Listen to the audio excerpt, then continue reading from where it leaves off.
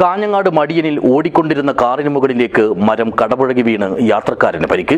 ഇതേ തുടർന്ന് ഏറെ നേരം ഇതുവഴിയുള്ള ഗതാഗതവും തടസ്സപ്പെട്ടു. ഞായറാഴ്ച വൈകിട്ട് 4 മണിയോടെയായിരുന്നു സംഭവം.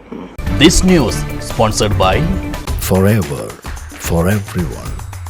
Shobhika Weddings, Big Mall, Kanyanad, Kozhikode, Koilandi and Kutyadi.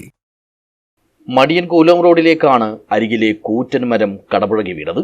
ഈ സമയം ഇതുവഴി കടന്നുപോവുകയായിരുന്ന കാറിന് മുകളിലേക്കാണ് ഭാഗികമായി മരത്തിന്റെ ചില്ലകൾ പതിച്ചത്. കാറിൽ 4 പേരുണ്ടായിരുന്നുവെന്നും ഇതിൽ പരിക്കേറ്റ ഒരാളെ സ്വകാര്യാശുപത്രിയിൽ പ്രവേശിപ്പിച്ചതായും വിവരമുണ്ട്.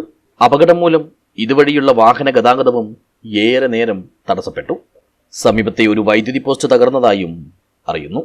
വിവരം ലഭിച്ചയുടൻ സ്ഥലത്തെത്തിയ കാഞ്ഞങ്ങാട് അഗ്നിരക്ഷാ നിലയത്തിലെ senior fire and rescue officer Ganesan കെടറ്റുങ്കരയുടെ നേതൃത്വത്തിലുള്ള സേനാംഗങ്ങളും KSEB ജീവനക്കാരും പോലീസും വൈറ്റ് ഗാർഡ് അംഗങ്ങളും നാട്ടുകാരുമെല്ലാം ചേർന്ന് മണിക്കൂറുകളോളം പരിശ്രമിച്ചാണ് ഗതാഗതം പുനഃസ്ഥാപിച്ചത്.